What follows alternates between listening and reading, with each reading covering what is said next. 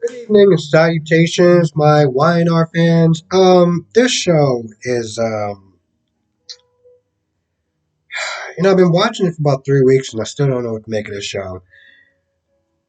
Let's start off with Victor for a minute because this is a guy who talks about how he plays chess and, he's always doing strategy and stuff like that. And he feels that he has Ashlyn dead to right.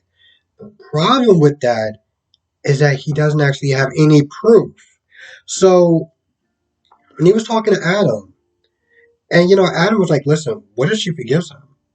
What if she actually forgives him? Like, what? He lied and everything like that. What if she actually forgives him? What if Victoria forgives him? What are you gonna do then?"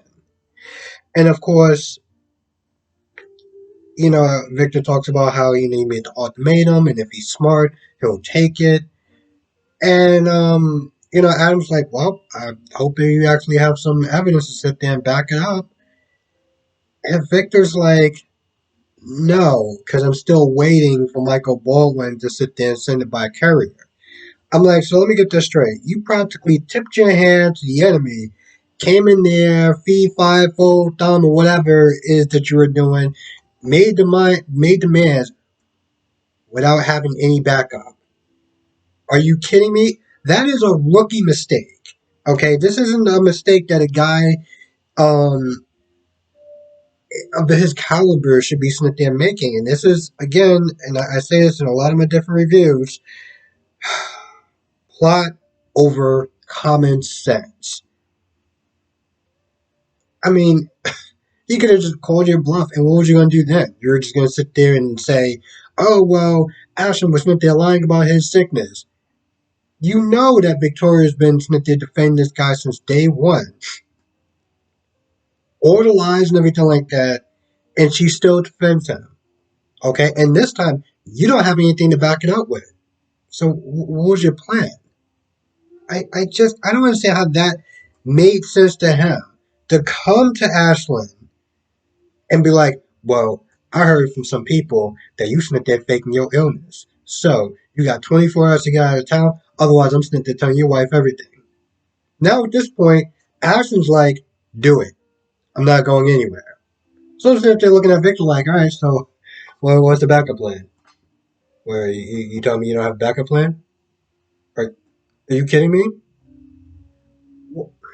This is so stupid. No one in their right mind would sit there and make threats without actually having any sort of proof whatsoever. I don't know what to sit there and say about that. Now let's talk about this whole Jack and Phyllis. It's been 3 days or 4 days. I've lost count. And what did this man find from going to his journey? From going to his journey from Genoa City to L.A. Letters and a necklace.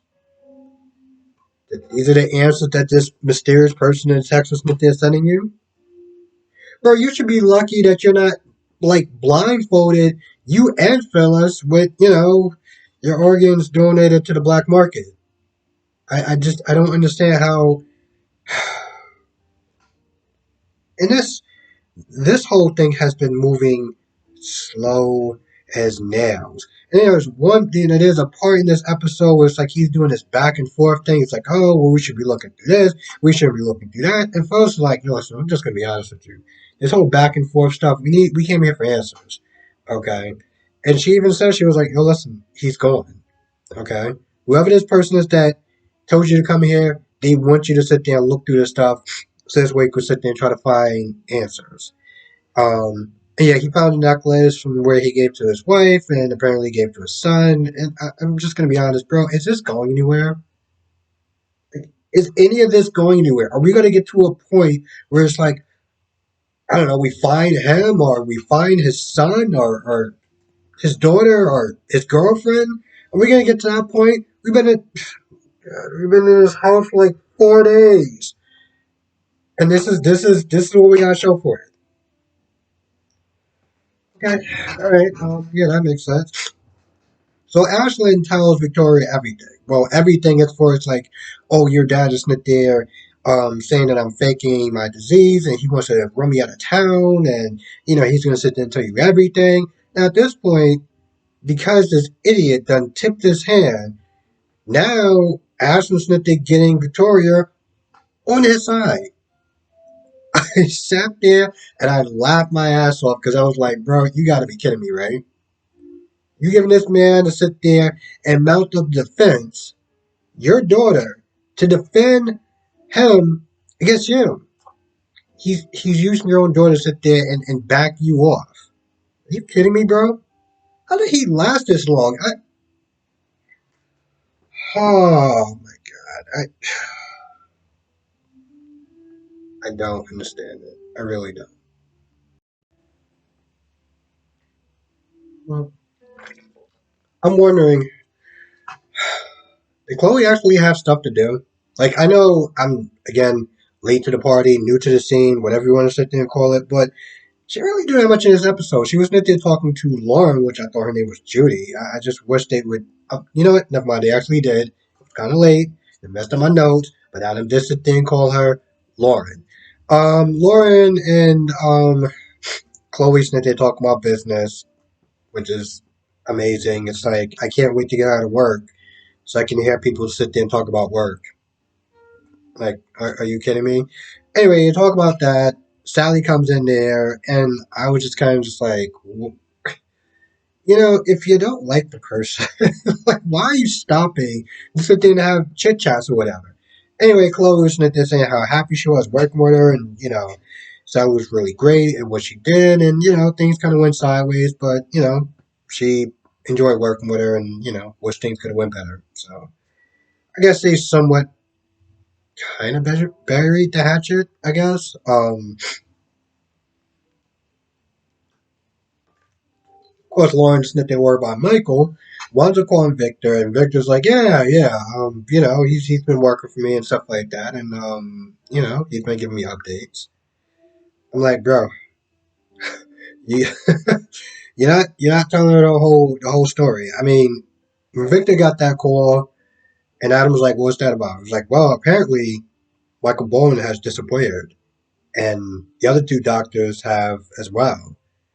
And Adam's like, that's not good. Victor's like, I know.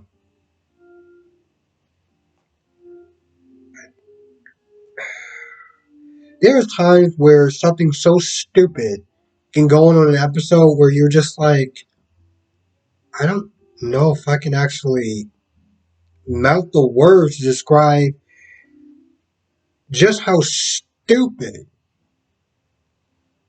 this whole part is. Your guy who you sit there having looking at Michael Baldwin is just the guy Michael Baldwin who's looking into Ashland is gone. The doctors is gone.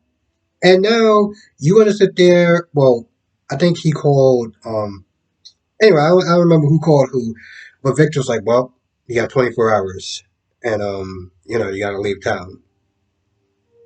Bro, you're out of moves. Okay, you're this chess player, whatever. You're out of moves, bro. You out of moves. You got a men. Unless you plan on going to Peru yourself, you are screwed. I'm